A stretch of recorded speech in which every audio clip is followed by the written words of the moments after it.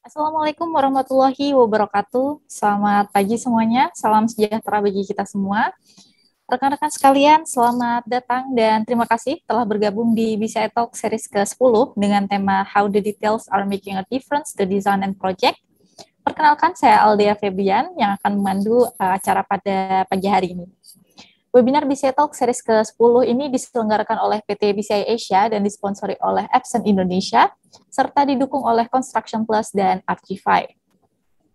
BCI Asia dengan bangga memperkenalkan aplikasi Construction Plus Asia yang bisa di-download rekan-rekan sekalian, baik melalui Google Play Store maupun Apple Store. Semua peserta pada pagi hari ini akan diberikan free access untuk aplikasi Construction Plus selama 30 hari. Ikuti terus berita terupdate mengenai konstruksi di sosial media Construction Plus Asia di Facebook maupun Instagram @constructionplusasia.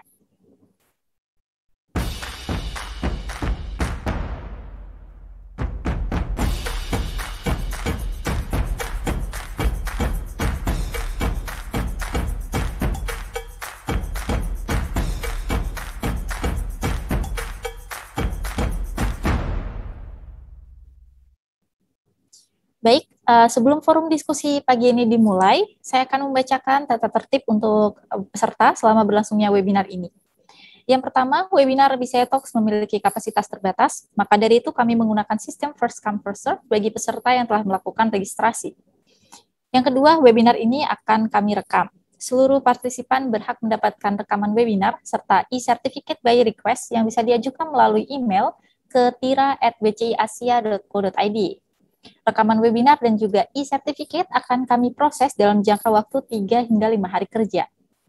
Yang ketiga, bagi partisipan yang ingin mengajukan pertanyaan maupun pendapat, silakan menulis pada fitur kolom Q&A dengan menyebutkan nama, asal perusahaan, serta diajukan kepada siapa pertanyaan tersebut. Pertanyaan rekan-rekan sekalian akan direspons secara live oleh pembicara nantinya. Dimohon untuk menggunakan kalimat yang singkat, jelas, dan tidak mengandung sara. Kami juga harapkan kepada ketiga pembicara untuk tetap berada di webinar ini hingga akhir acara, karena di penghujung acara akan ada sesi foto bersama. Dan juga nantinya akan ada pengumuman 6 pemenang dari Lucky Draw yang bisa diikuti oleh seluruh peserta pagi hari ini. Hadiah yang bisa didapatkan yakni 5 orang pemenang akan mendapatkan OVO senilai Rp100.000 dan juga 1 buah door prize berupa soundbar. Selain itu, akan ada 1 pemenang grand prize Lucky Draw dari Epson berupa printer tipe WFC 5790 yang bisa diikuti rekan-rekan sekalian dengan cara mengisi feedback form yang nantinya akan di kolom chat. Selanjutnya, sebelum menuju diskusi utama, mari kita simak produk teknologi dari Epson oleh Bapak Agung Budi Yuwono selaku Business Inject Pre-Post Sales Engineer. Untuk Pak Agung, ya, Mbak Aldea. Kami persilahkan, Pak. Ya, terima kasih. Oke, saya share materi ya.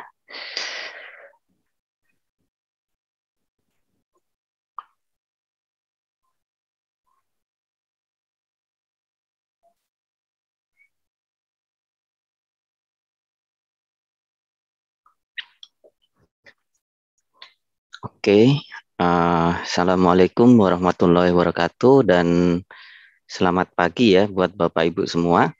Oke, pada hari ini, pada kesempatan kali ini saya akan memaparkan ya mengenai produk Epson, terutama yang banyak digunakan untuk printing, desain dan project di arsitek gitu ya.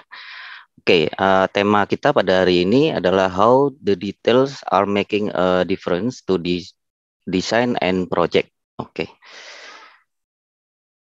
Oke, untuk agenda pada pagi ini, yang pertama nanti akan saya sampaikan mengenai desain printing requirement, kemudian yang kedua adalah best technical and design printing solution.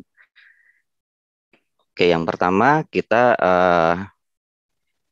lihat dulu mengenai desain printing requirement. Jadi apa aja yang diperlukan dalam mencetak desain gitu ya. Oke, pada project-project ya, terutama untuk project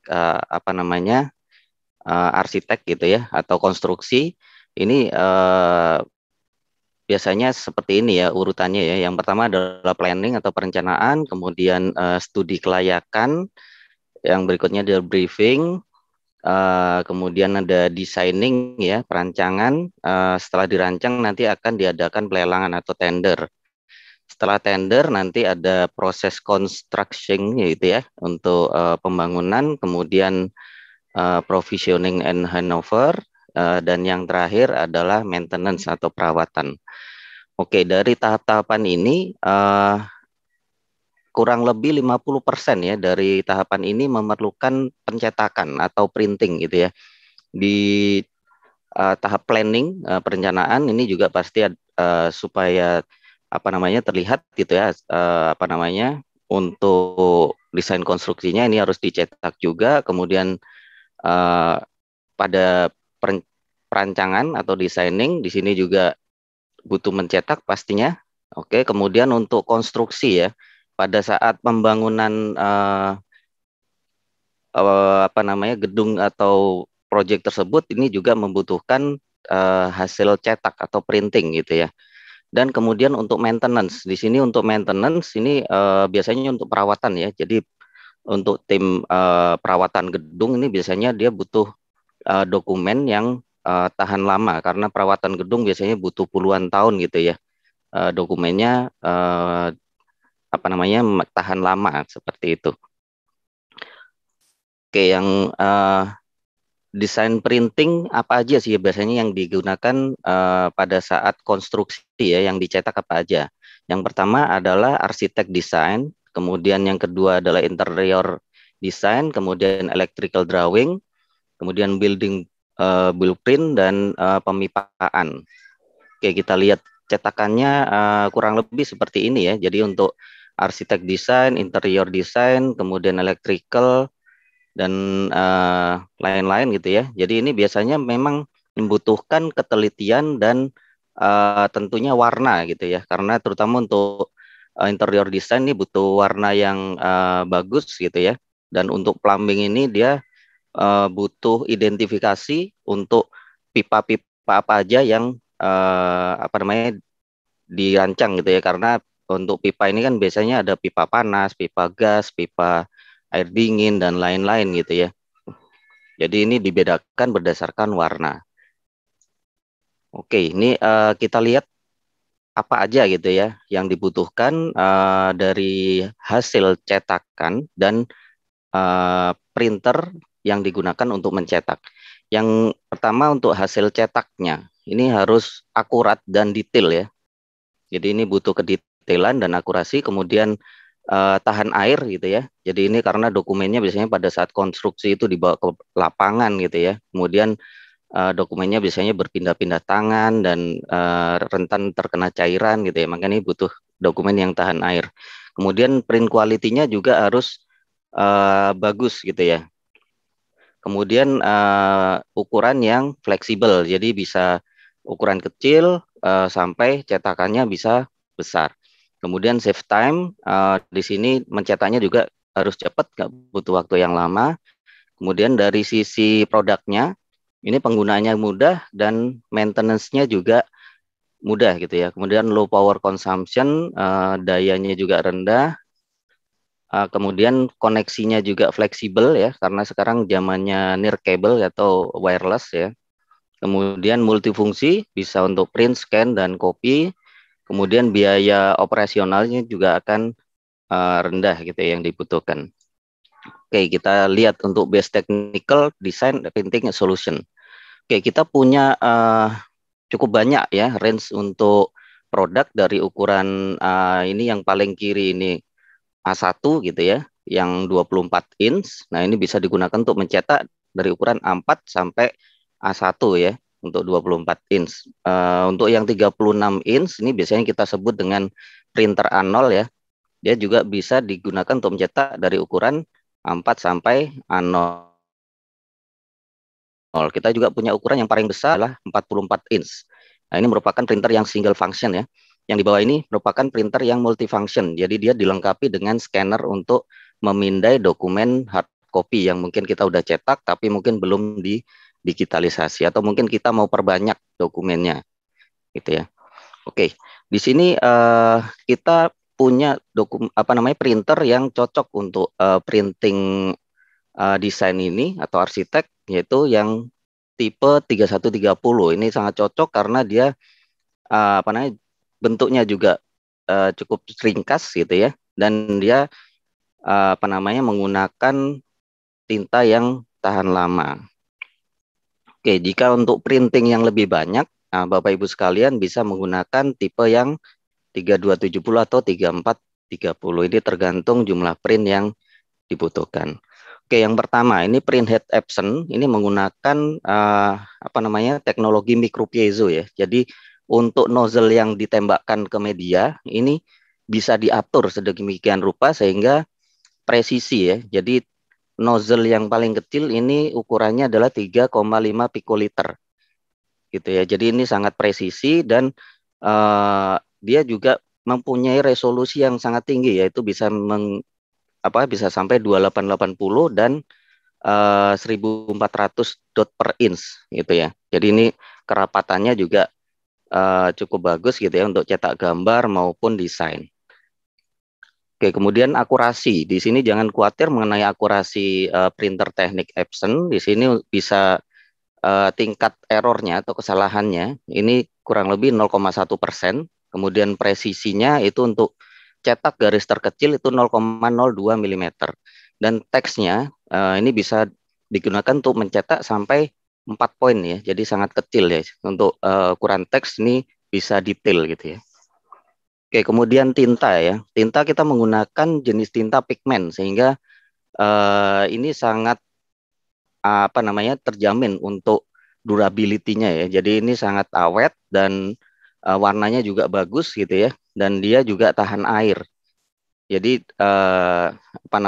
Jadi kalau umpamanya sudah dicetak kemudian dokumennya terkena cairan atau keringat gitu ya, kalau pas di lapangan ini nggak luntur gitu ya, nggak bleber. Oke, untuk warnanya ini hasil cetak printer T-series ini dapat bertahan sampai 60 tahun ya. Jadi ini ini hasil tes dari laboratori yang ada di Jepang ya. Gitu ya. Ini tintanya menggunakan Ultrachrome XD. Oke, kemudian di sini juga si printer untuk seri yang 130 ini bisa menggunakan dua model kertas gitu ya. Jadi kertas roll ataupun kertas potongan. Jadi untuk user yang sering gonta-ganti media gitu ya, kertas roll atau potongan ini bisa men-standby medianya langsung. Nah, nanti perintahnya dari driver akan milih.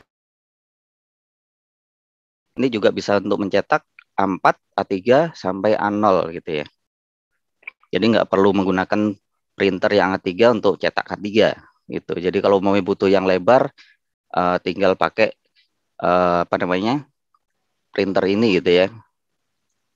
Oke, kemudian di sini menggunakan teknologi NVT atau Nozzle Verification Technology. Ini merupakan teknologi untuk pengecekan print head. Jadi kalau umpamanya print headnya ada yang mampet, si printernya nanti akan melakukan maintenance, self maintenance, dan dia akan menutupi hasil cetak yang bergaris itu menjadi bagus kembali, gitu ya. Ini udah otomatis dari si printernya.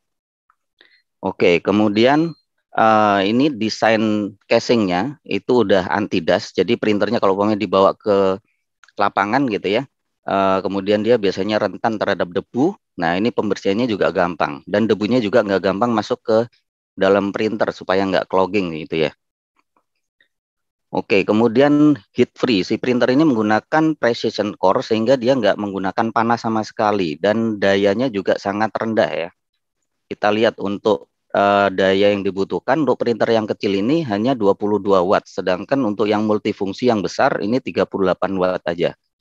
Gitu ya. Dan kalau umpamanya Bapak Ibu sekalian printernya dalam di site gitu ya, yang mungkin listriknya belum ada atau mungkin pas mati lampu gitu ya. Ini bisa menggunakan power bank yang AC ya. Jadi ini karena dayanya sangat kecil, jadi bisa dinyalakan dengan power bank. Oke, kemudian untuk koneksi ya, ini bisa menggunakan USB, Ethernet, wireless, Wi-Fi, dan USB direct. Jadi koneksinya juga cukup banyak. Si printer ini kalau pemainnya dibawa kemana-mana, untuk printingnya nggak perlu pakai PC ya, cukup pakai USB flash disk, di situ colokan di printer, itu bisa melakukan printing juga gitu ya. Dan untuk scan-nya bisa scan kemana-mana ya, bisa scan ke ke memori flash disk atau ke laptop atau kirim ke email. Oke, untuk desainnya ini juga sangat ringkas, jadi masih bisa fleksibel, ditaruh di atas meja atau mungkin ditaruh di pojokan, itu cukup gitu ya, nggak mengganggu operasional si printer. Oke, Bapak Ibu sekalian, kalau mungkin ada kebutuhan untuk produk-produk ini, bisa menghubungi sales kita, Mas Jovi, di kontak ini, atau Mas Wendy ini dari distributor kita, Pacific Internusa. Oke, itu aja dari saya. Terima kasih. Assalamualaikum warahmatullahi wabarakatuh. Oke, saya kembalikan ke Mbak Aldia ya. Baik, terima kasih Pak Agung. Bagi rekan-rekan sekalian, saya ingatkan kembali, jika ada pertanyaan maupun pendapat, dimohon untuk menuliskan di fitur kolom Q&A. Serta nantinya di penghujung acara akan ada pengumuman pemenang Grand Prize dari Epson berupa printer tipe WFC 5790 yang bisa diikuti semua rekan-rekan sekalian dengan cara mengisi feedback form yang linknya akan muncul di kolom chat nantinya.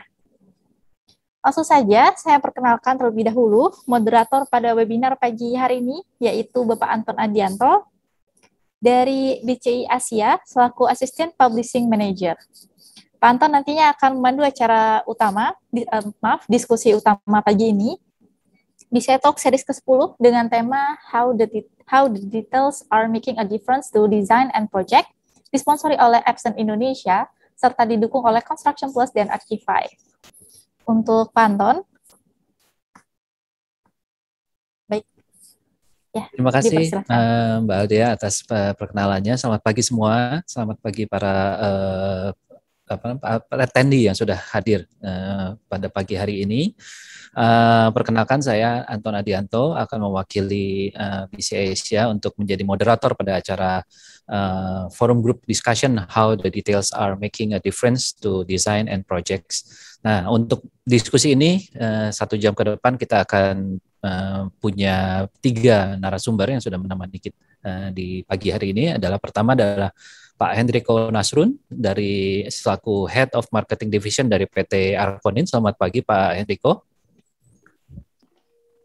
Pagi Pak Anton, pagi semua. Ya. Kemudian ada Pak Arif Rahman selaku Senior Manager dari Smart Infrastructure Technology dari PT PP Persero Tbk ya Pak. Selamat pagi Pak Arif. Pagi Pak Anton, pagi semuanya. Ya, kemudian terakhir ada Pak Zanipar Siandari dari selaku Visual Instrument and Business Printer Product Marketing Department Head dari Epson. Selamat pagi Pak Zanipar. Selamat pagi Pak Anton, selamat pagi Bapak Ibu semuanya. Oke, sehat semua Bapak ya. Kita akan mulai acara dengan tema How the Details Are Making a Difference to Design and Project. Kita akan coba diskusi.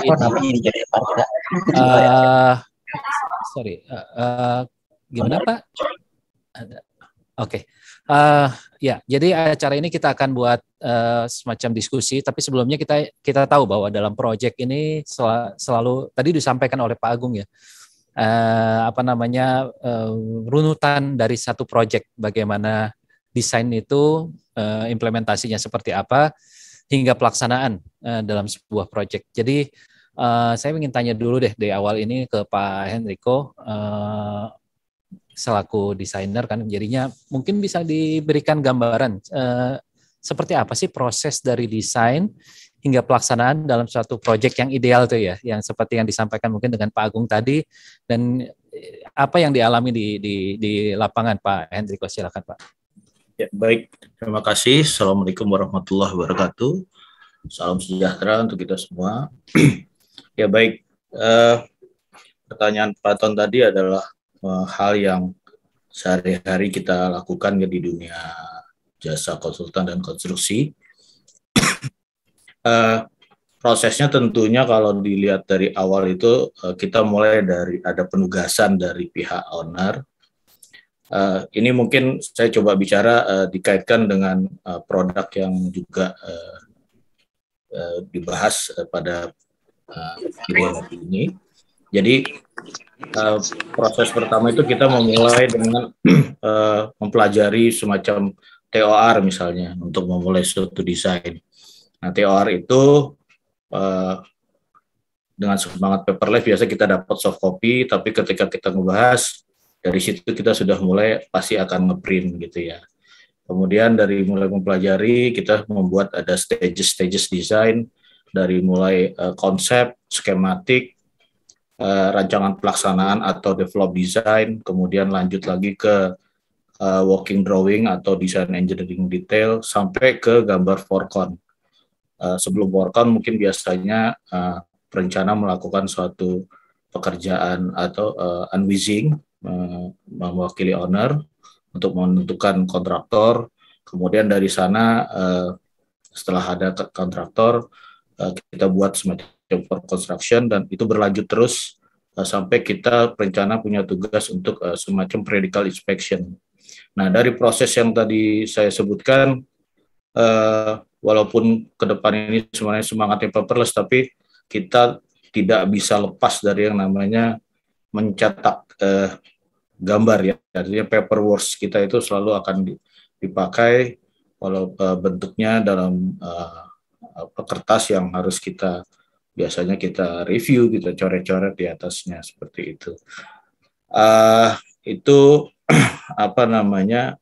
proses yang harus kita lakukan ketika dari perencanaan sampai pelaksanaan gitu ya.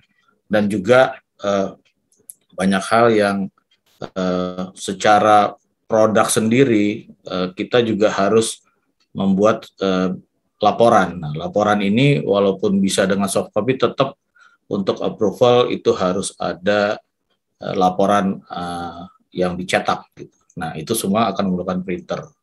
Nah, kendala-kendala yang muncul selama kita melakukan proses desain itu memang mungkin hal-hal yang lucu-lucu atau gimana.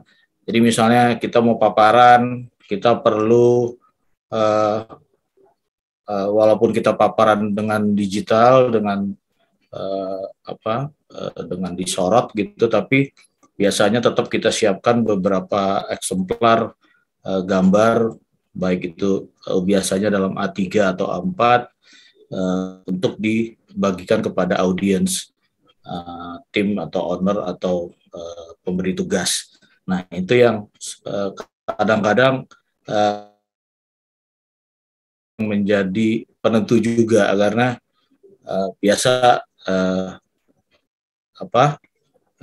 jam tayangnya sudah harus mulai tapi sudah mendekati tapi kita harus cetak cukup banyak. Nah, kalau di sini ada kendala di printer itu akan jadi satu obstacle tersendiri gitu. Nah, hal-hal seperti itu kendala yang muncul kalau kita bicara proses desain sampai ke pelaksanaan kaitkan dengan alat cetak seperti ini. Mungkin itu saya awali seperti itu, Pak. Atau terima kasih. Pak Hendriko, baik. Jadi dari sisi arsitek sendiri sebenarnya hal itu menjadi penting ya, dari ada beberapa tahapan seperti yang Pak Hendriko juga Pak Agung tadi sampaikan. Kemudian jika kita sebelumnya nih ada beberapa pertanyaan tapi rasanya salah tempat folder, mungkin Bapak-bapak dan Ibu sekalian bisa tanyakan di kolom Q&A ya, karena dari kolom Q&A itu nanti kita akan saring pertanyaan yang bisa kita diskusikan di pagi hari ini, dan juga berkesempatan untuk memenangkan voucher dan hadiah soundbar itu juga ada kita saring dari Q&A saja gitu. Baik, selanjutnya kalau tadi secara general seperti itu, kemudian kalau kita masuk, karena kita tahu bahwa sekarang unsur-unsur digital dan teknologi itu sangat-sangat umum gitu dilakukan. Apalagi kita dalam project itu kita mengenal BIM ya. Dan di sini kebetulan ada Pak Arif Rahman selaku Senior Manager Smart Infrastructure Teknologi dari PT PP dan juga punya pengalaman bukan hanya di BIM di Indonesia tapi juga ada di Malaysia, Singapura dan di Arab Saudi ya kalau nggak salah Pak Arif ya. Jadi pengen tahu sih sebenarnya BIM sudah ada semacam itu dan prosesnya bagaimana? Juga apakah masih memerlukan hal-hal yang betul digital, tapi kemudian apakah dokumentasi seperti itu juga memang wajib ya Pak? Silakan Pak Arif. Oke, terima kasih Pak Anton. Jadi menyambung yang dijelaskan Pak Hendriko terkait dengan proses yang ada di perencanaan atau arsitektur. Jadi setelah proses yang dipaparkan oleh Pak Hendriko tadi, kita akan masuk ke proses konstruksinya setelah misalnya lelang atau tender itu diselesaikan. Jadi di proses konstruksi sendiri itu adalah salah satu proses yang kritikal ya. Walaupun katakanlah mungkin prosesnya bisa jadi lebih singkat dibandingkan proses di perencanaan, karena proses perencanaan itu memerlukan kajian yang cukup panjang, tetapi proses konstruksi kita bagaimana bisa mendeliver apa yang sudah direncanakan oleh perencana ataupun arsitek. Jadi pada saat mendeliver ini, salah satu yang paling penting terkait dengan tematik dari webinar ini adalah visualisasi. Jadi visualisasi di sini ini adalah menjadikan poin penting dari kelancaran komunikasi kita. Karena bagaimana kita menjadikan delivery kita dalam bentuk visual kepada stakeholder kita, baik itu ke ownernya, ke MK-nya, ataupun ke subkon, ataupun bahkan ke level yang terendah, mandor ataupun pekerjanya, kita harus bisa memvisualkan target delivery kita itu secara jelas. BIM memang menjadi saat ini di beberapa tahun terakhir ini menjadi backbone dari proses yang ada tersebut. Nah, tetapi pada kenyataannya level pengertian dari setiap stakeholder itu berbeda-beda.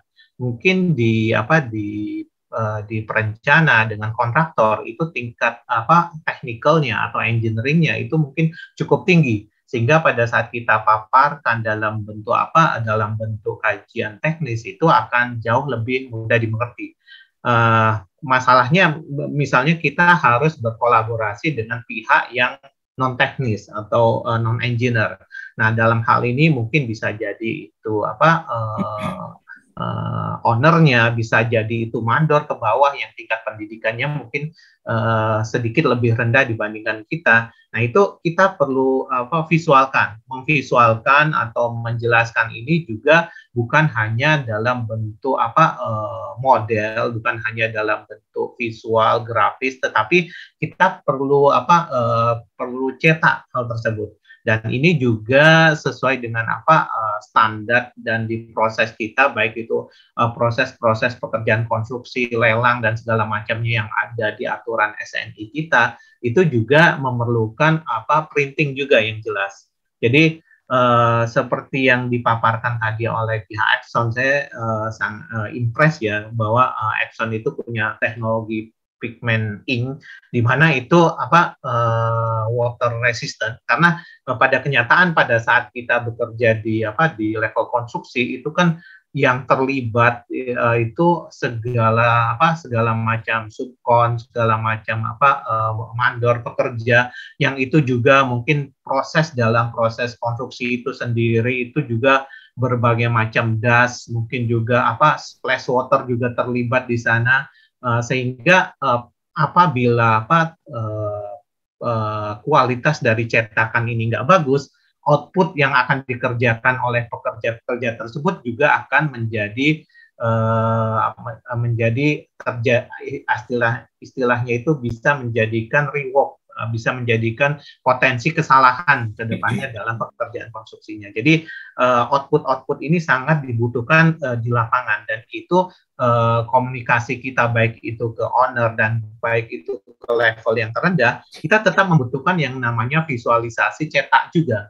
Karena untuk menerima feedback dari mereka, kita butuh dokumennya juga yang istilahnya itu di markup oleh mereka, kemudian di print yang kita jadikan dokumentasi kita, ataupun menjadikan itu dasar dari perubahan ataupun update dari proses konstruksi kita. Dan nantinya juga pada saat itu handover, kita akan cetak semua shop drawing kita menjadi final shop drawing yang akan kita submit, yang mungkin bisa jadi itu beberapa tahun kemudian, misalnya proyek-proyek pemerintah itu akan diaudit lagi. Nah, bila mana kualitas cetaknya itu katakanlah itu nggak baik, mungkin output dari cetakan itu mungkin nggak sampai 5 tahun itu udah pudar. Nah, ini yang nggak kita inginkan sebagai pelaku-pelaku konstruksi. Dalam hal ini di bidang saya adalah kontraktornya. Saya rasa seperti itu. Baik, jelas sekali Pak Arief. Jadi dari arsitek seperti itu, kemudian ternyata dokumentasi dan segala macamnya juga tetap dibutuhkan ya untuk visual ya. Dan hingga ke komunikasi visual itu menjadi sangat penting. Dan tadi dari Pak Henrico dan Pak Arief menyebutkan mengenai detail dan kepresisian, kemudian juga menyebutkan mengenai daya tahan lamanya ya untuk ini. Nah, kalau begitu saya akan beralih ke Pak Zanipar. Selamat pagi Pak. Karena ini ada dari pihak di arsitek dan dari kontraktor seperti itu, apakah memang ada ya produk yang memang tahan lama pada hasil cetakan yang sering digunakan di lapangan tadi, seperti sebenarnya Pak Agung sudah sampaikan, dan bagaimana sebenarnya sih Pak Zanipar, silakan. Iya, terima kasih Pak Anton. Ya, tadi seperti disampaikan Pak Enrico dan juga Pak Arief ya, memang seperti itulah kebutuhan pengguna. Jadi fakta yang ada di lapangan seperti itu. Sehingga kita mendesain produk berupaya untuk menyesuaikan dengan kebutuhan dari pengguna, baik arsitek maupun kontraktor. Jadi contoh misalnya, kalau bicara desain, hasil atau pada saat kita membuat desain itu tentunya desain itu dimulai dari berpikir seperti apa nanti jadinya. Jadi bagi desainer itu tidak melulu hanya bicara gambar, tapi gambar ini harus bisa ditranslasikan menjadi sebuah konstruksi yang memang diinginkan oleh klien. Nah, sementara dari proses desain tadi kita melihat ada berbagai step, mungkin sekitar 8 step, dari mulai menggambar desain sampai jadinya konstruksi sampai handover. Nah, kita harus memastikan setiap orang yang terlibat di situ harus memiliki pengertian yang sama dengan desain yang disiapkan oleh si arsitek tadi. Nah, sehingga kita membuat sebuah produk yang memang bisa mencetak dengan gambar yang sangat detail. Nah, itu sebabnya teknologi printhead yang digunakan untuk Epson plotter, khususnya untuk technical juga, adalah precision core. Nah, ini teknologi printhead yang sedikit berbeda dengan printer yang biasa kita gunakan di rumah atau di kantor. Seperti yang mungkin L-series tadi ada yang pakai L3110 atau 3150. Nah, sama-sama inkjet, tapi menggunakan jenis teknologi printhead yang berbeda karena kebutuhan penggunaan tadi. Jadi tadi disampaikan Mas Agung, maka kita harus menyemburkan nozzle atau droplet dari tinta tersebut sekecil mungkin pada saat ingin mencetak detail. Karena sebanyak mungkin nozzle yang disemburkan atau sekecil mungkin, maka akan sedetail mungkin gambar yang bisa dihasilkan. Tapi pada saat si desainer membutuhkan gambar yang blocking, misalnya katakanlah biru semuanya atau green misalnya atau red gitu ya. Nah, itu akan disemburkan nozzle yang lebih besar sehingga proses cetaknya akan lebih cepat. Jadi ini menyesuaikan. Itu tergantung gambar yang dibutuhkan. Nah, tentunya satu lagi yang paling krusial adalah print out-nya sendiri. Satu dari teknologi mencetaknya, kedua print out-nya hasilnya. Hasilnya ini apakah bisa digunakan tahan lama? Karena itulah kita kembangkan teknologi yang berbasis pigmen, teknologi tinta yang berbasis pigmen. Jadi kita ketahui bahwasanya pigmen itu tidak luntur apabila terkena air atau tahan terhadap cuaca. Jadi kalau misalnya kertas desainnya dibawa ke lapangan, tidak sengaja ketumpahan air putih atau mineral water, nah itu tidak perlu harus dicetak ulang lagi, tinggal dikeringkan saja. Ya otherwise kalau misalnya kertasnya kerendam, ya itu sama kertasnya juga udah ikut hancur pasti karena air ya. Jadi itu hal yang berbeda. Beda gitu. Ya Pak. Nah betul. Nah di tinta dye atau berbasis dye ini nggak bisa dilakukan nih Mas Anton. Harus menggunakan tinta pigmen. Nah bicara mengenai tinta pigmen juga, tinta pigmen yang ada di printer yang personal seperti L series yang kita punya itu berbeda dengan tinta pigmen yang digunakan di T series ini atau di technical plotter ini. Tadi disampaikan ultra chrome tipenya itu berbeda lagi. Makanya kalau terjadi proses ozonisasi.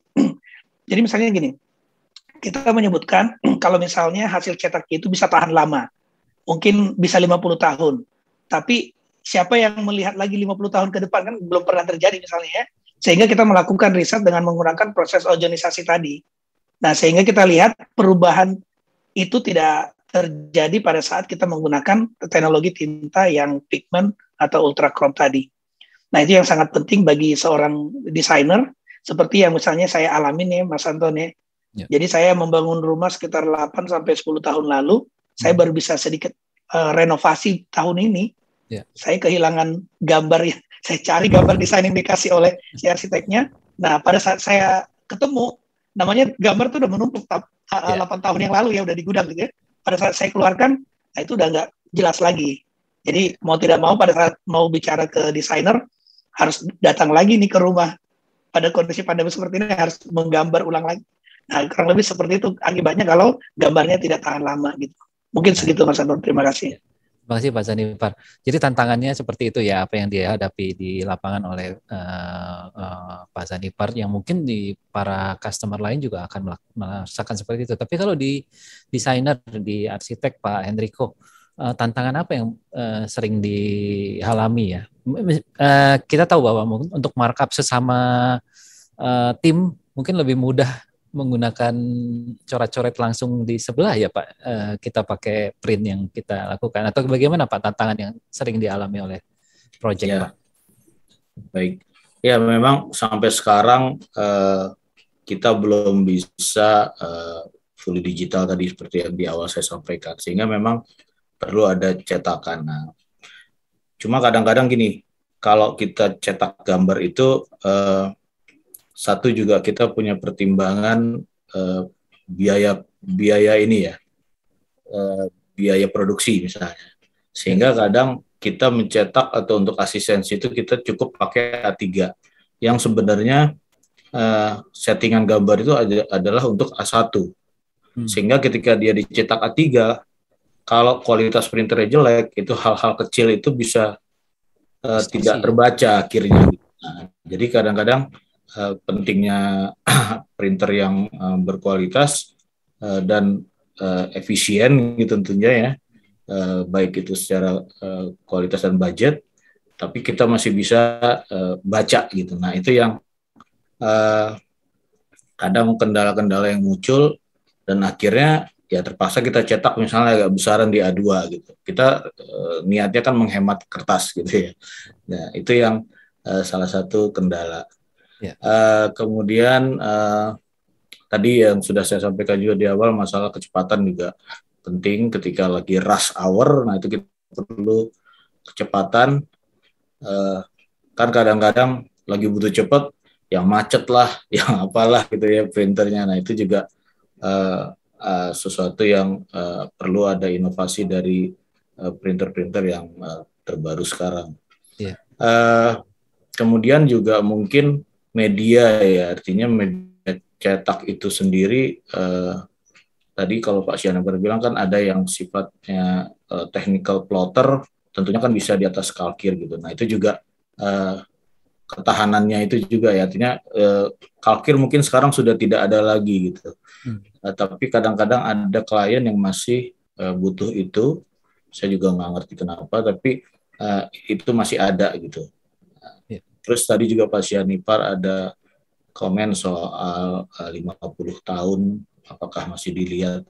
Kami pendataan atau dokumentasi file-file itu kita sampai semacam sewa gudang. Artinya file-file gambar yang sudah umurnya mungkin ada, kalau melihat Arconin itu kan umurnya sudah sebenarnya dari tahun 61 itu bicara startnya 61 sampai sekarang berarti sudah 50-60 tahun ya, 50 lebih 55 tahun. Kita sendiri udah masuk ke 50 tahun gitu. Nah, file-file itu masih kita simpan Pak dalam bentuk jadi ada semacam gudang arsip gitu. Nah itu memang ke depan tetap gambar yang mungkin kita cetak di kertas HVS tebal itu akan kita simpan untuk dokumentasi yang sifatnya fisik gitu. Jadi memang karena dalam peraturan pemerintah pun sebenarnya bahwa ketahanan bangunan itu dipersyaratkan 50, 75 sampai 100 tahun. Nah, kalau ada terjadi apa-apa mungkin walaupun digitalnya sudah ada, tapi kalau sampai ada pemeriksaan mungkin itu diperlukan gitu yang dokumen fisik itu tadi gitu. Jadi memang perlu ketahanan untuk bahwa gambar itu terjaga, tersimpan dengan baik dan bisa dilihat setiap kapan diperlukan. Mungkin seperti itu. Baik, Pak Hendriko. Termasuk juga di proyek yang Arkonin pegang dengan pihak luar ya, seperti MRT begitu juga diperlukan dokumentasi yang detail seperti itu ya Pak Hendriko ya. Untuk mereka masih membutuhkannya itu kan. Kalau untuk yang, ini kalau bedanya kalau dengan yang luar dokumen-dokumen cetak itu memang mungkin ada di posisi owner, tapi mereka memakai satu sistem cloud penyimpanan yang sudah digital gitu ya, artinya semua data sudah di digital semua gitu, sehingga kapan dipanggil itu bisa kita ambil dan kita cetak lagi. Artinya sudah lebih advance. Sekarang banyak provider yang bisa di-hire atau kita servisnya bisa dipakai untuk penyimpanan digital gitu ya. Nah, memang semua gambar yang baik yang dikomentari, walaupun ketika mereview gambar dicetak, akhirnya di-scan, di PDF-kan, disimpan juga gitu ya. Nah, itu juga hal-hal yang yang sering kita temuin gitu ya. Artinya walaupun kita bekerja sama dengan asing, dalam hal ini kayak MRT dengan Jepang, tapi mereka sendiri masih melakukan review dengan sketsa-sketsa tangan dan di atas kertas paperworks seperti itu. Baik. Ya. Nah, kalau saya beralih ke Pak Arief ya, jadi implementasinya kadang-kadang dalam proyek itu mungkin bisa bermasalah ya nantinya kalau misalnya ada hal yang salah, kan kontraktor pasti yang akan disalahkan ya ketika misalnya ada salah pemahaman komunikasi visual yang tidak jalan ya. Jadi apakah itu pernah terjadi atau bagaimana Pak kasusnya Pak? Seperti itu atau? Itu bukan cuma pernah terjadi, sering terjadi malah. Okay. Jadi komunikasi yang nggak lancar antara setiap pihak khususnya pada saat pelaksanaan konstruksinya itu adanya rework pekerjaan tambah pekerjaan ulang atau ada yang harus dibongkar karena itu komunikasi ini nggak lancar. Nah, ketidaklancaran komunikasi ini ada berbagai macam hal, tetapi salah satunya mungkin bagaimana pengertian pihak lain untuk bisa mengerti apa yang diekspektasi oleh pemberi informasi tersebut. Nah, untuk melancarkan komunikasi tadi, salah satu yang saya katakan tadi adalah bentuk visual yang jelas, baik itu gambar kerja, shop drawing, construction drawing, hingga bentuk visualisasinya.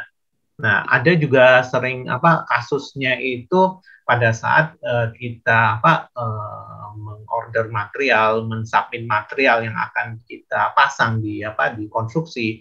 Nah, kita butuh approval dari pihak baik itu kombinasi perencana dan ownernya. Jadi kita submit material, kadang beberapa itu ownernya mungkin nggak di tempat, ada di daerah ataupun misalnya pekerjaan kita daerah, ownernya ada di Jakarta. Nah, kita print out itu dalam bentuk printing yang memerlukan approval secara fisik di sana. Nah, kadang antara yang output yang kita hasilkan dengan maksudnya yang kita print output tadi dengan kondisi material sebenarnya, kalau itu kualitas printer itu nggak bagus, nah ini berbeda. Jadi ekspektasi owner, oh katakannya yang saya approve itu material A, tetapi kok tampaknya ini berbeda outputnya pada saat dipasang. Nah itu salah satu bentuk komunikasi yang nggak lancar. Bisa juga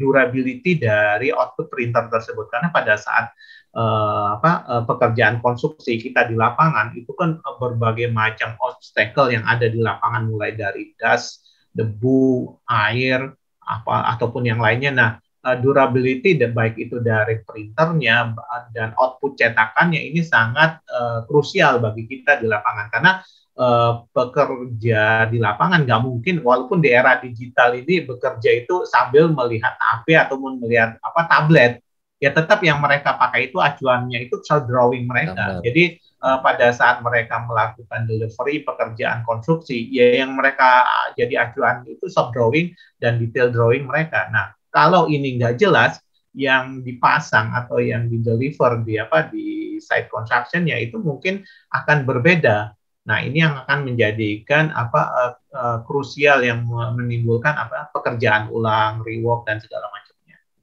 Iya. Baik, terima kasih Pak Arief. Jadi memang pentingnya ya kualitas dan kepresisian ya gambar yang bisa diterjemahkan oleh dan durability-nya juga. Betul, durability-nya juga. Nah, mungkin ini saya ada banyak pertanyaan, ada beberapa yang masuk ke chat, tapi mohon yang ingin bertanya dikirimkan ke Q&A.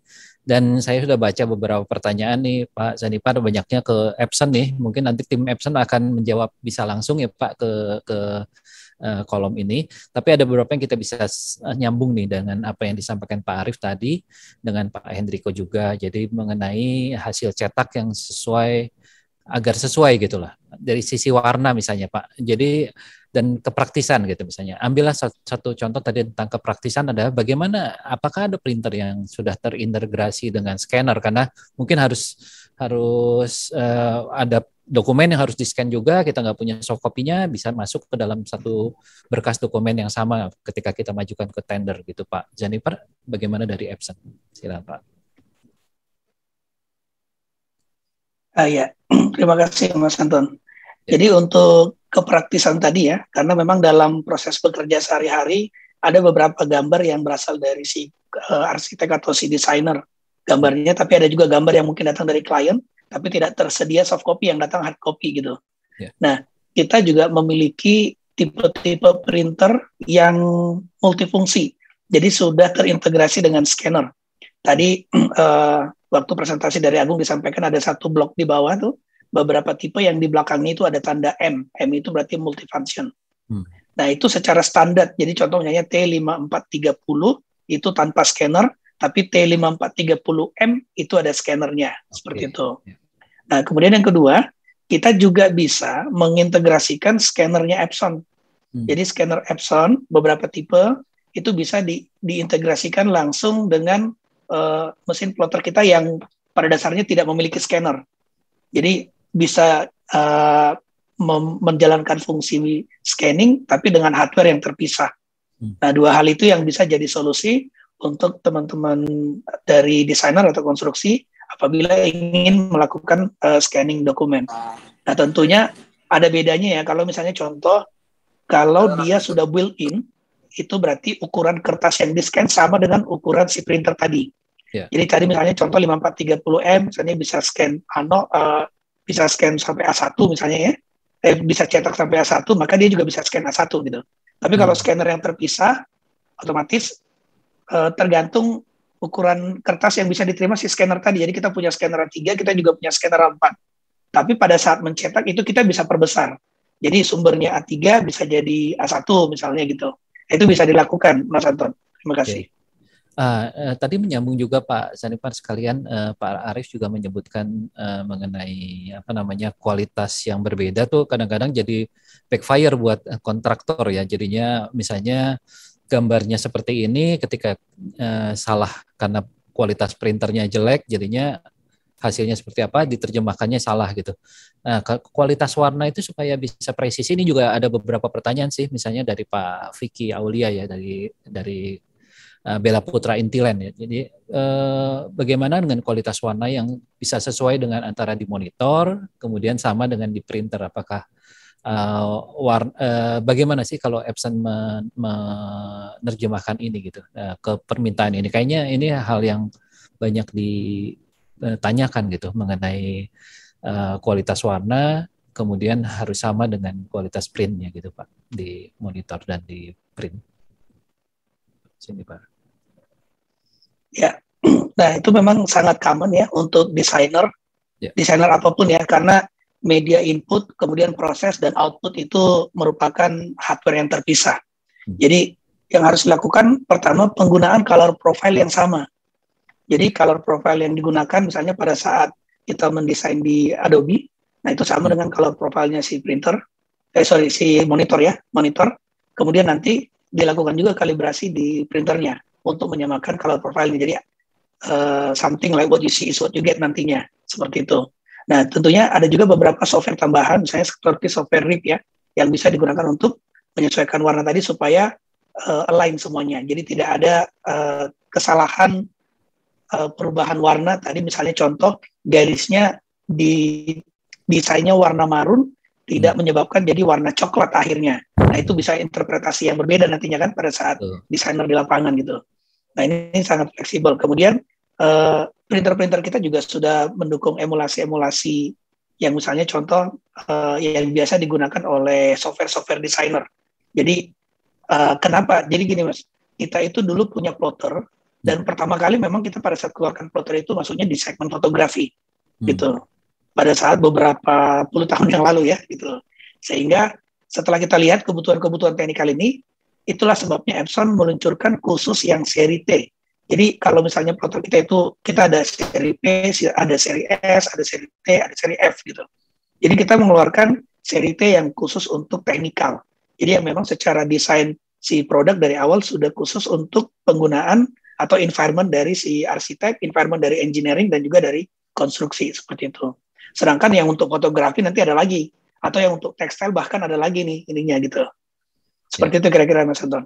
Iya, oke Pak. Ini saya buka juga untuk dari Pak Yungki Valdi ya pertanyaannya dari Sinus. Saya ingin sampaikan satu pertanyaan dulu karena tadi terkait dengan apa yang disampaikan dari Pak Henrico tentang dust resistant atau yang kadang-kadang kan kita masuk ke lapangan akhirnya kena debu, kena apalah gitu.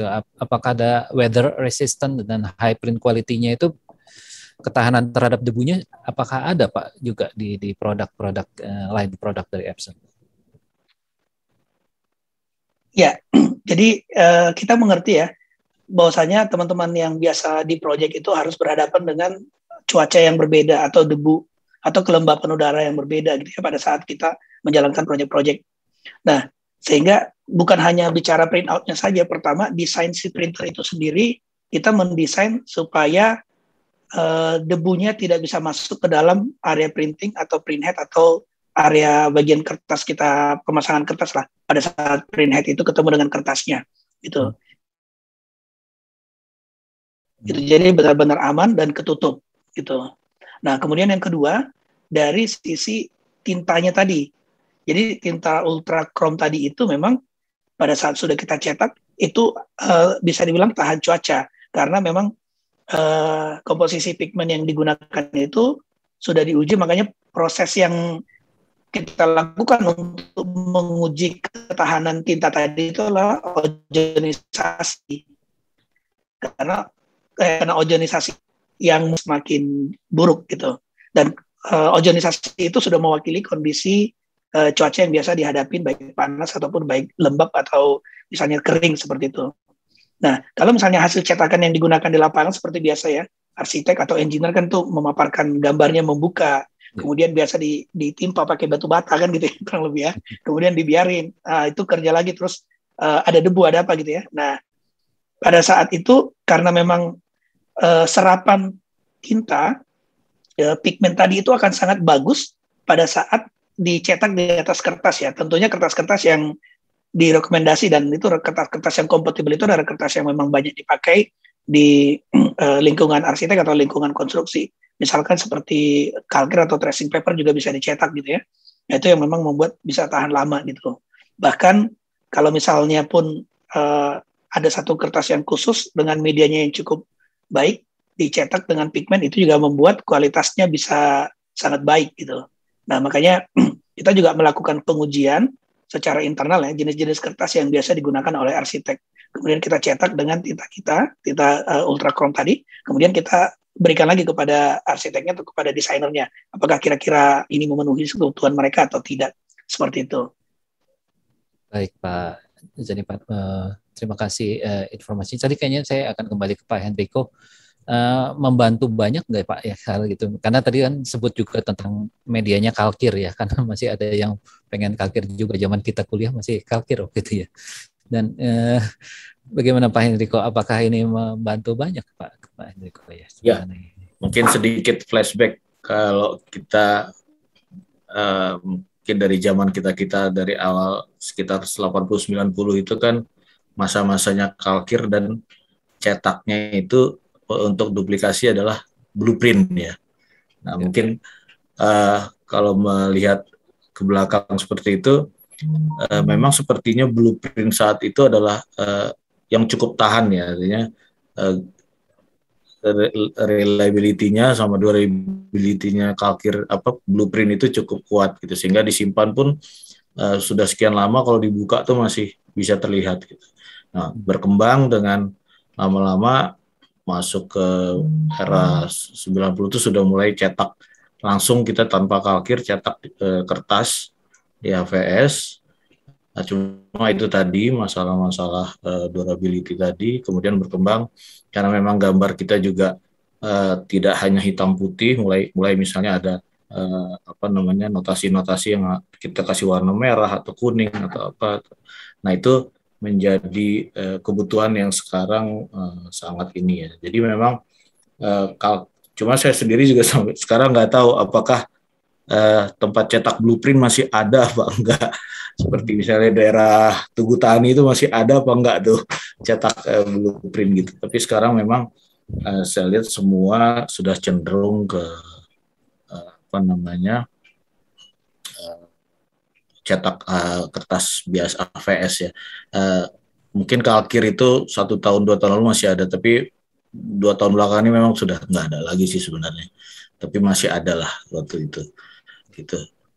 Mungkin untuk arsip ya, tujuannya adalah arsip itu masih dianggap lebih baik daripada kertas biasa, mungkin seperti itu Pak.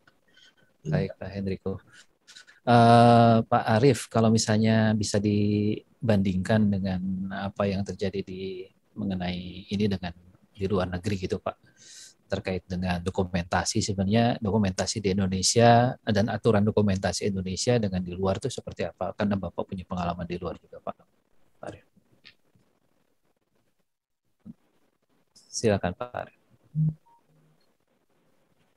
Terima kasih Pak Anton. Berdasarkan pengalaman saya di beberapa perusahaan dalam dan luar negeri, terutama yang di luar negeri ya, semasif apa mereka mencetak dan sebutuh apa mereka terhadap kualitas dari output cetakan tersebut.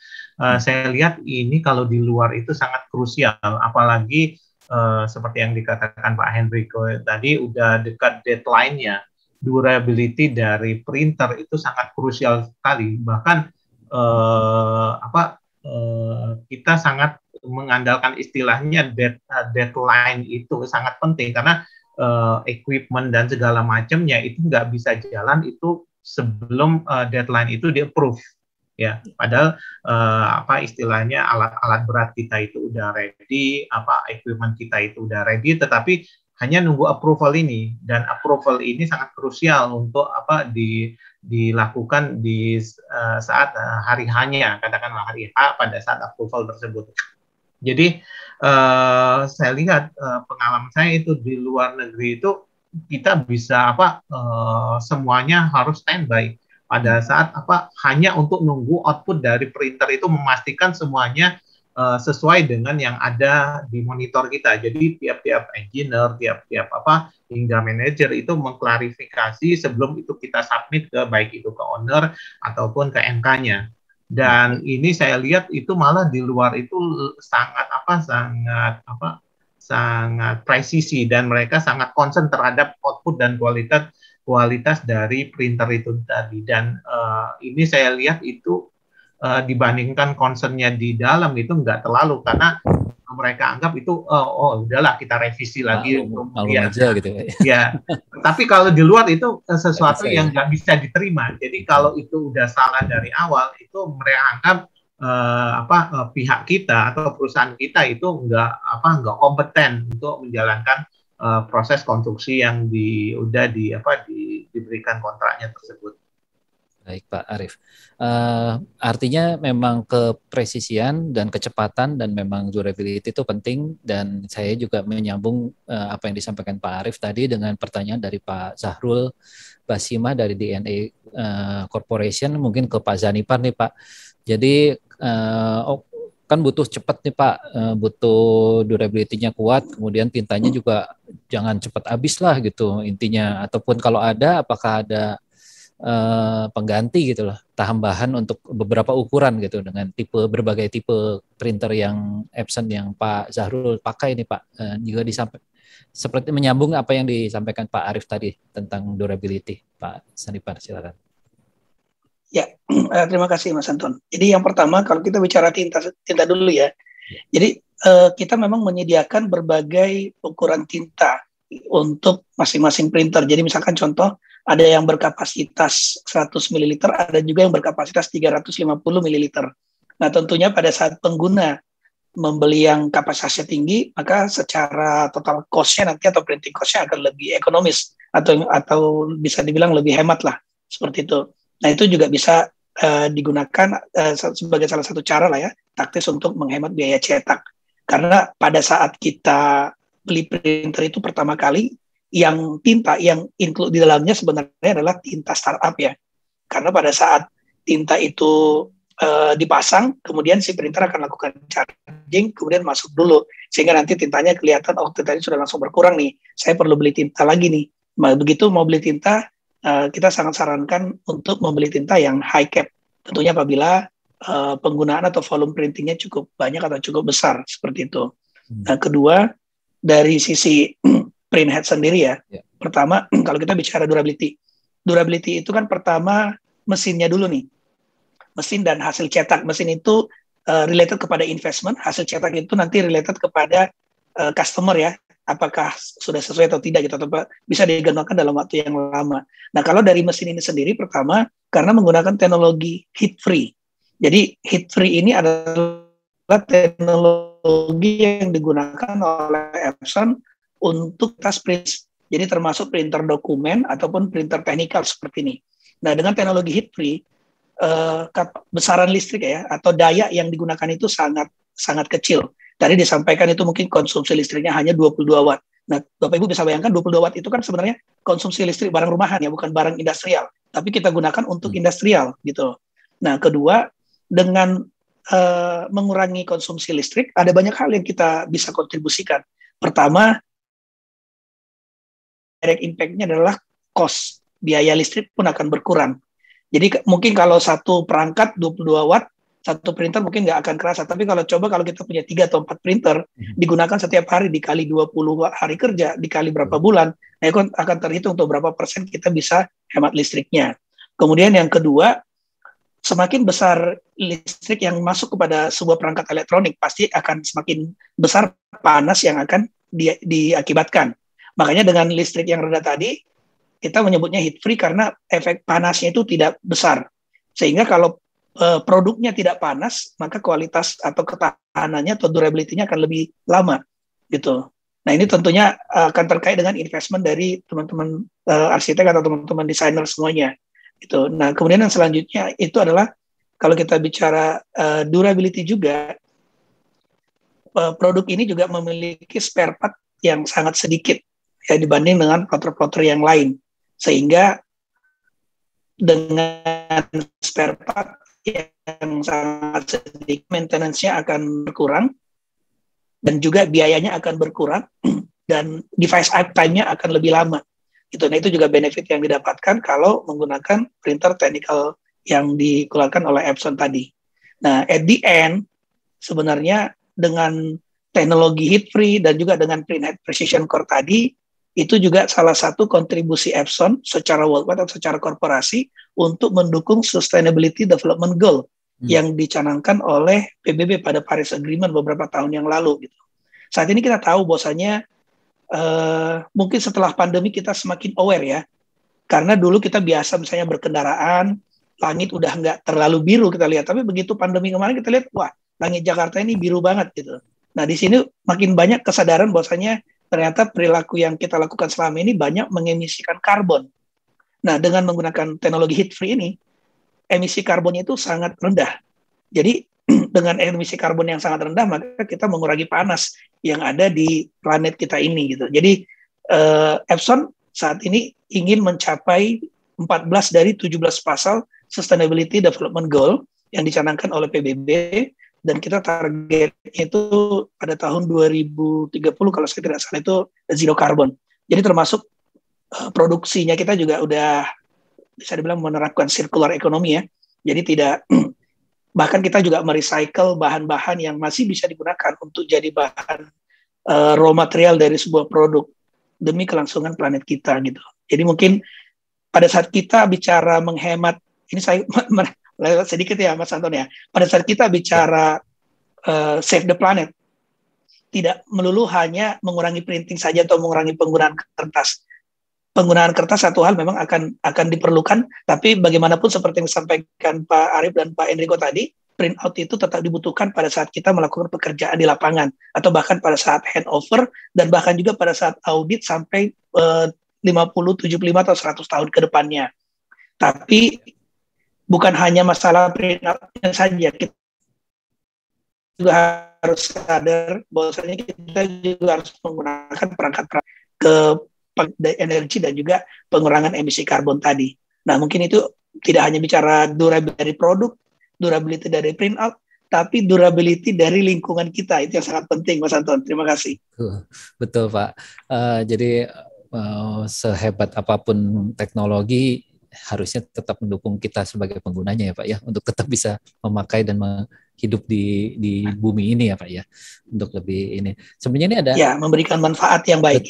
Betul. Dan ini ada pertanyaan nih Pak Janipar, jadi dari Pak Ardi, sayangnya saya nggak tahu dari mana institusinya, tapi karena ini terkait dengan apa yang Bapak sampaikan ya, dan ini mungkin pertanyaan bagi banyak desainer atau kontraktor yang join dalam webinar ini, yaitu kalau bisa disuggest deh, jenis printer yang mana sih yang rekomend untuk desainer ini, untuk kontraktor ini, atau untuk buat dokumentasi atau legal, yang hal-hal yang print banyak dan cepat tuh apa gitu Pak? Boleh disampaikan Pak. Jadi yang untuk rekomendasinya lah yang untuk desain apa nih Pak? Atau untuk yang bisa dibaca oleh presisi sekali gitu, yang bisa dibaca oleh tukang gitu, yang mana dan gitu Pak, kira-kira. Ya, nah jadi kalau misalnya kita bicara merekomendasikan, kita berangkat dari print size yang banyak digunakan. Jadi print size yang ukuran apa yang paling banyak digunakan oleh teman-teman desainer atau arsitek atau yang berkiprah di bidang konstruksi. Sehingga kita membagi tadi produk yang disampaikan Mas Agung tadi itu ada 24 inch sampai ukuran A1, kemudian ada yang 36 inch, kemudian ada yang 44 inch gitu. Nah, kemudian yang kedua yang kita lihat lagi adalah kalau misalnya contoh ya, ukuran yang banyak digunakan itu A1 gitu, maka kita sarankan misalnya tipe T3130 series gitu, atau 3270 series misalnya. Itulah yang digunakan untuk ukuran A1 paling banyak ya. Kemudian tipe 3130 ini juga ada dua tipe gitu Mas. Pertama, apabila menginginkan biaya tinta yang hemat. Jadi misalkan butuh printnya A1 tapi volumenya besar. Nah, kita sarankan pakai 3130X. Nah, kenapa X? Karena tintanya menggunakan tinta botol seperti printer L series yang ada di kantor. Nah, jadi harga tintanya pun akan relatif lebih murah. Tentunya harga unitnya agak sedikit lebih mahal, tapi untuk long term-nya harga tintanya akan lebih murah dibanding dengan 3130 misalnya yang harga unitnya akan sedikit lebih murah dibanding 3130X, tapi tintanya memang sedikit lebih mahal dibanding dengan 3130X tadi. Yeah. Gitu. Jadi kita lihat juga print volume sebenarnya gitu.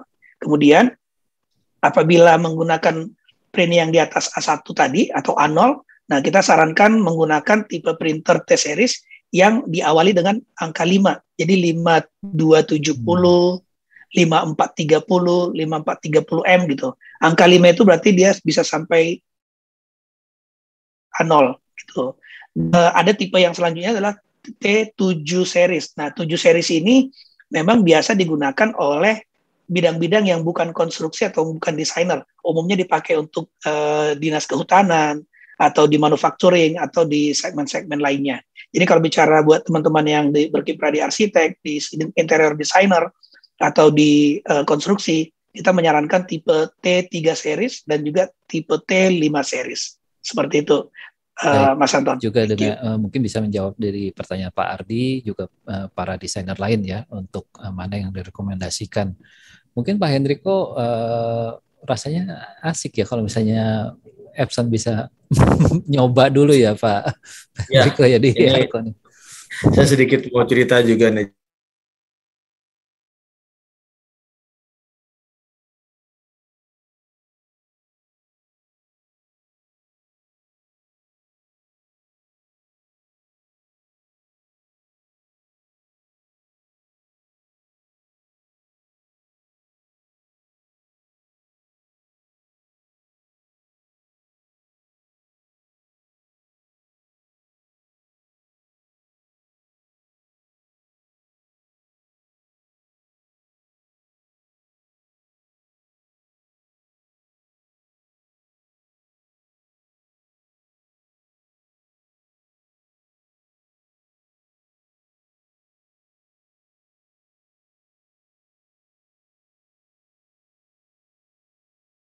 Recording in progress. Langsung ada studi kasusnya nih Pak Jennifer nih.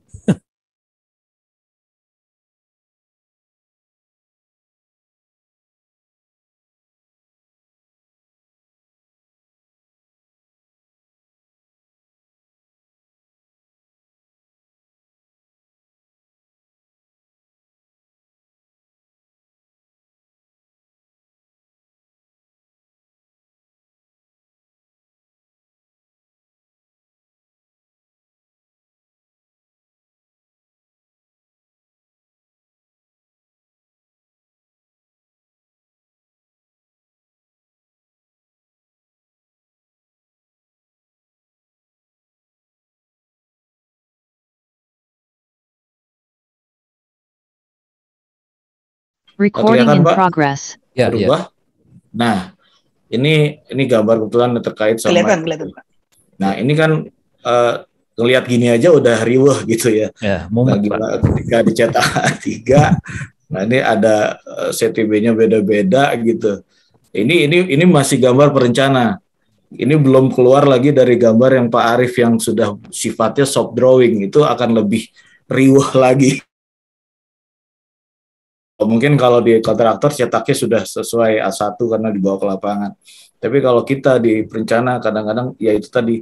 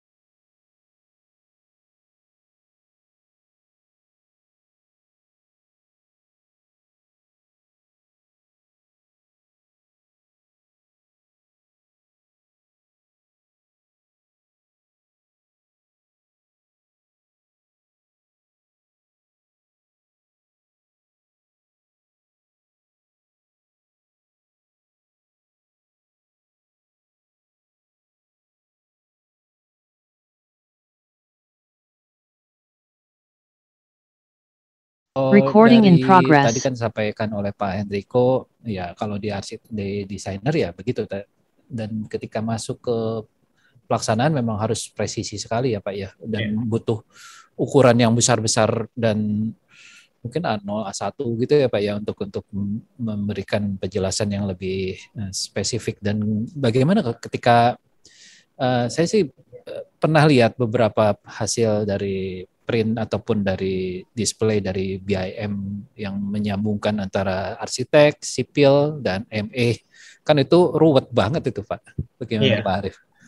Jadi memang iya, pada saat masuk ke fase konstruksi, kompleksitas drawing, desain itu istilahnya kalau di BIM itu level of detailnya itu sampai ke level 400. Jadi level of detail ini ada bermacam-macam, mulai dari levelnya 0, 100, 200, mungkin 350, 400 hingga facility drawing itu level 500. Nah, pada saat fase konstruksi, minimal yang kita butuhkan itu level of detail 400. Nah, untuk menerjemahkan level of detail 400, apalagi di fase engineering, itu sangat krusial sekali. Jadi, contoh nih, untuk pekerjaan misalnya MA, piping, itu data misalnya gradasi warna, itu bisa membedakan pekerjaan di lapangan. Contoh misalnya dot sama line dot itu yang dipasang di lapangan itu akan berbeda. Nah, ini sangat krusial karena bisa jadi output printernya itu nggak bagus, yang harusnya line dot itu jadinya dot. Nah, ini sangat berbeda pada saat tipe pipa tersebut akan dipasang di lapangan. Nah, itu akhirnya akan menjadi rework, terpaksa itu dibongkar lagi karena salah dipasangnya, atau speknya itu berbeda karena terus terang pada saat di lapangan kita nggak mungkin cek speknya, apalagi di levelnya pekerja dan mandor. Yang dia lihat itu output dari visual shop drawing-nya. Nah, bila mana output dari visual shop drawing-nya itu kualitasnya nggak bagus, otomatis yang dipasang itu bisa jadi salah ataupun berbeda. Nah, ini yang sangat krusial karena di pekerjaan engineering, apalagi ME, piping, dan segala macamnya, kompleksitasnya itu sangat tinggi, dan setiap output dari printer itu menentukan dari output pekerjaan lapangan juga. Dan seperti saya katakan tadi, itu gradasi warna dari line dot itu berbeda-beda. Jadi mana itu pipa yang ada di balik, misalnya di balik duct, di balik konkrit, ada pipa yang harus dipasangnya di balik misalnya pipa lainnya, itu ya ini yang akan berbeda pada saat pemasangan di lapangan itu tadi. Jadi saya lihat tadi printer Epson itu udah bisa sampai 4 pikoliter ya, harusnya gradasi yang terkecil pun itu bisa dilakukan dengan skala yang lebih kecil lagi. Jadi karena masalahnya di lapangan nggak mungkin semua skala itu bisa dilakukan kita pasang skala 1:1 ataupun A0. Jadi kita harus scalable juga, misalnya di area tertentu yang kita pasang di dindingnya itu mungkin bisa jadi cuman A3 ataupun A2 atau maksimal lah A1 di situ. Jadi krusial menurut saya kualitas printer terhadap output pekerjaan di lapangan berdasarkan yaitu tadi output gradasi dan output dari titik-titik printernya itu tadi. Baik Pak Arif, jangan sampai ya salah menerjemahkan ya Pak, jadi betul, harus dibongkar. Pak Jennifer, kalau untuk apa yang disampaikan Pak Arif, kira-kira yang tadi boleh diulang Pak, mana yang bisa memfasilitasi sehingga sedetail itu Pak, apalagi soal warna, kemudian juga tetap ada dot-dot tadi itu. Ya. Ya, jadi yang disampaikan Pak Arif tadi sangat menarik ya, itu adalah fakta di lapangan, dan seperti yang saya sampaikan, karena seluruh line up Epson menggunakan print head yang sama, yaitu precision core tadi. Ya. Jadi secara kualitas dan kemampuannya kurang lebih sama. Kemudian semua printer kita juga yang seri T ini memiliki teknologi VSDT atau variable size droplet ya. Jadi bisa mengeluarkan sampai 3,5 pikoliter dan picoliter dropletnya ya, dan bisa mengeluarkan sampai 40.000 atau 40.000 droplet dalam 1 detik, which is ini sangat cepat kan. Jadi kualitasnya tajam, kemudian juga printnya juga cepat, itu yang sangat dibutuhkan. Jadi dengan kualitas atau dengan kebutuhan seperti tadi, dengan semua line up printer memungkinkan, termasuk karena semua tinta yang digunakan juga sudah menggunakan ultra chrome. Nah, ada sedikit perbedaan di beberapa model, misalnya seperti di 5270 atau 7270, itu menggunakan 5 tinta. Jadi ada tambahan ya, cyan, magenta, yellow, kemudian black-nya ada 2, yaitu matte black dan photo black gitu. Nah, saya kira pada saat line drawing, warna hitam ini sangat penting dan sangat kritikal karena kebanyakan line drawing itu akan warna hitam ya. Nah, disinilah kelebihan pada saat kita menggunakan jenis tinta yang seperti ini. Jadi nanti kita bisa mendapatkan garis yang tipis, walaupun ukuran garisnya kecil atau tipis, tapi dia tetap bold seperti itu, Mas Anton. Baik. Gitu. Baik, mungkin ini karena waktu sudah menunjukkan 11.30 dan terima kasih untuk para partisipan dan banyak juga pertanyaan yang belum. Saya pertanyaan yang sama nih mengenai after sales warranty-nya. Satu itu, yang kedua adalah soal supaya nggak gimana tipsnya untuk memilih tinta yang original, karena banyak yang beredar juga tidak original gitu Pak. Boleh disampaikan sebagai penutup Pak. Ya, terima kasih Mas Anton. Jadi buat teman-teman semuanya, pertama warranty period ya. Jadi untuk seri plotter yang tipenya seri 130, jadi di belakang itu ada 3130 atau 5130 gitu. Jadi belakangnya 130, dan juga seri 430. 3430, 5430. Nah, itu garansinya kita berikan sampai 3 tahun. Nah, kemudian ada tipe yang lain yaitu 3130X ya. Dan juga seri X270. Jadi 5270, 7270, 3270. Nah, itu garansinya 1 tahun. Tapi apabila misalnya teman-teman memiliki kebutuhan, bisa nggak ya digaransi lebih dari 2 tahun atau lebih dari 3 tahun? Nah, itu kita menyediakan namanya extended warranty. Jadi extended warranty ini bisa dibeli oleh customer, diperpanjang, bisa sampai 5 tahun totalnya. Seperti itu.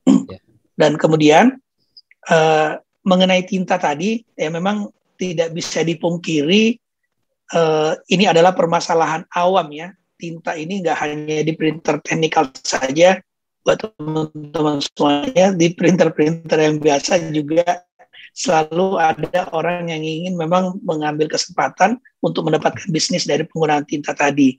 Jadi kami selalu menyarankan, pertama, untuk membeli tinta silahkan melakukan pembelian dari partner-partner kami yang sudah authorized. Karena kalau sudah authorized, itu berarti mereka memiliki kewajiban untuk menjual tinta yang asli atau original saja. Kemudian kedua, yang authorized ini juga listnya ada di website, atau kalau misalnya nanti membutuhkan, karena ada feedback form, nanti juga kami akan sebar daftar-daftar partner yang sudah authorized untuk bisa mendapatkan tinta-tinta yang asli. Dan tentunya kualitas tinta yang asli akan memberikan, pertama, kualitas printout yang asli, yang bagus juga, yang lebih bagus. Kemudian kedua, ya karena tadi chemicalnya pasti berbeda ya, teknologi pigmennya pasti berbeda. Kemudian yang kedua, tidak menghilangkan garansi dari mesin tersebut. Kalau kita menggunakan tinta yang non-ori, maka pada saat dibawa ke servis cepat rusak, misalnya printheadnya, ya void warrantinya karena kita bisa deteksi dari chemicalnya. Gitu. Jadi memang itu tugas kami untuk memberitahu kepada teman-teman semuanya. Terima kasih Mas Anton. Baik. Pak, jadi para peserta sekalian, jadi sebenarnya ada kesempatan nih untuk para partisipan, terutama para arsitek, para kontraktor, juga Pak Henrico, Pak Arif, jika ingin melakukan tes ya, Epson sudah memberikan ini. Jadi ada semacam review atau trial untuk tipe seri ini ya.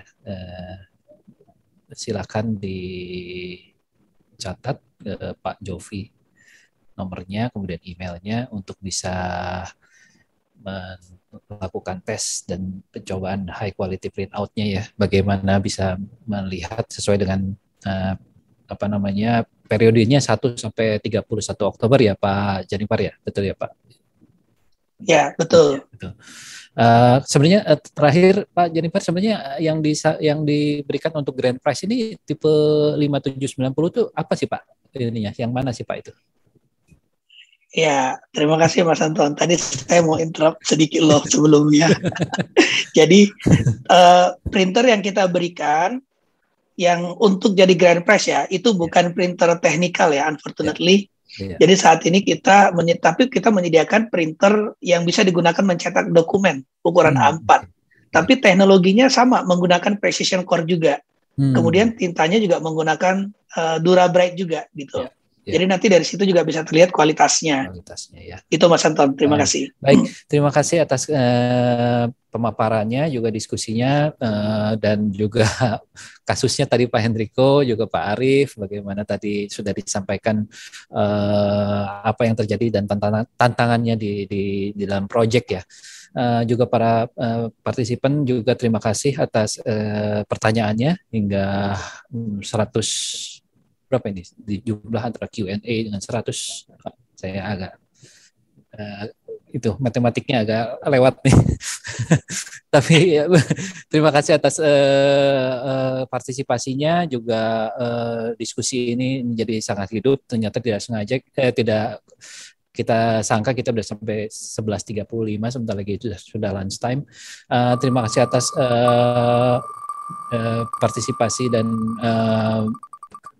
diskusi yang menarik. Saya kembalikan acara diskusi how to the details are making the difference to design and project bersama Pak Arief, Pak Hendriko, dan Pak Janipar. Terima kasih Bapak-Bapak sekalian. Saya kembalikan ke MC. Baik, terima kasih untuk Pak Anton dan juga ketiga narasumber pagi ini, Pak Hendriko, Pak Arief, dan Pak Janipar.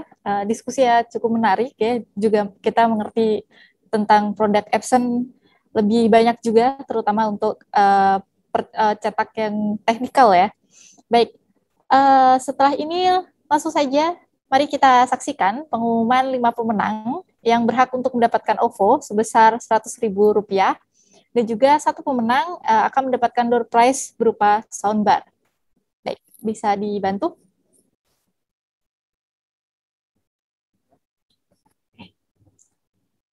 Untuk pemenang pertama yang akan mendapatkan OVO sebesar Rp100.000.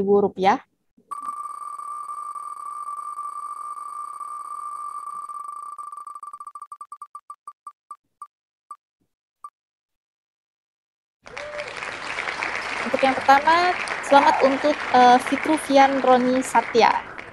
Baik, selanjutnya yang kedua.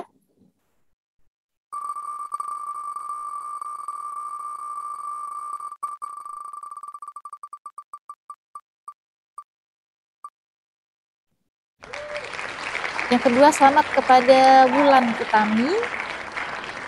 Langsung yang ketiga.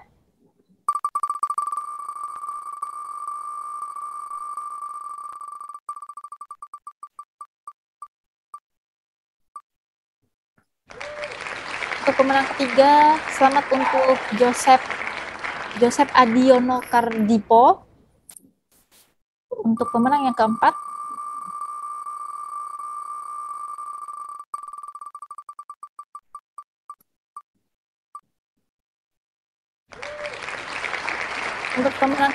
selamat untuk Made Eka Wijaya.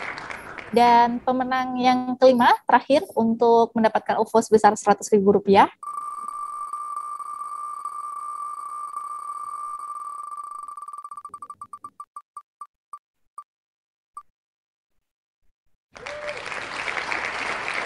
Oke, yang kelima, selamat untuk Fitri Ani. Baik, selanjutnya mari kita lihat untuk pemenang yang mendapatkan soundbar.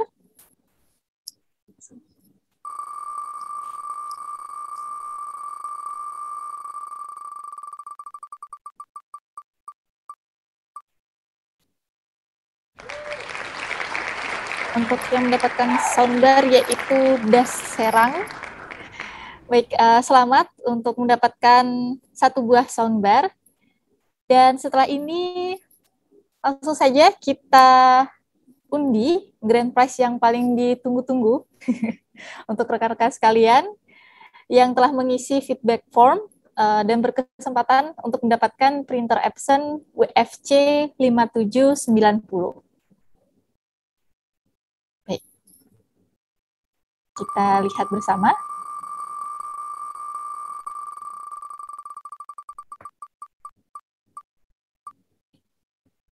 Jatuh kepada Foni Rimba Wijaya. Selamat untuk mendapatkan Epson WFC 5790. Sekali lagi, selamat kepada rekan-rekan yang beruntung pagi hari ini, baik mendapatkan OVO Rp100.000 soundbar, dan juga printer Epson WFC 5790. Nantinya tim BCA Asia akan menghubungi para pemenang sekalian untuk informasi lebih lanjut. Selanjutnya, kami akan mengadakan foto bersama, ya. Mungkin, oke, udah menyalakan kamera semuanya. Sebentar, Pak Zanipar belum ready nih, sepertinya. Oke. Baik, 1, 2, 3. Oke, sekali lagi, 1, 2, 3. Terima kasih. Baik, sekali lagi terima kasih kepada ketiga pembicara pagi hari ini dan juga seluruh partisipan atas antusiasmenya dalam mengikuti webinar BCA Talk series ke-10 dengan tema How the Details are Making a Difference to Design and Project, disponsori oleh Epson Indonesia, serta didukung oleh Construction Plus dan Archify. Ikuti terus sesi BCA Talk selanjutnya dan juga sesi online BCA Asia lainnya. Jangan lupa untuk memfollow @bciasia.id dan @constructionplusasia di Instagram untuk mendapatkan update terbaru mengenai acara-acara selanjutnya. Tetap semangat, semoga sehat selalu semuanya. Saya Aldia Febrian, mohon undur diri. Selamat siang. Terima kasih. Terima kasih. Terima kasih semuanya. Terima kasih. Terima kasih Pak Enrico, Pak Arif. Thank you Pak Anton. Thank you Bapak Ibu. Ya, Tanggung. Terima kasih. Saya izin live. Silakan Pak.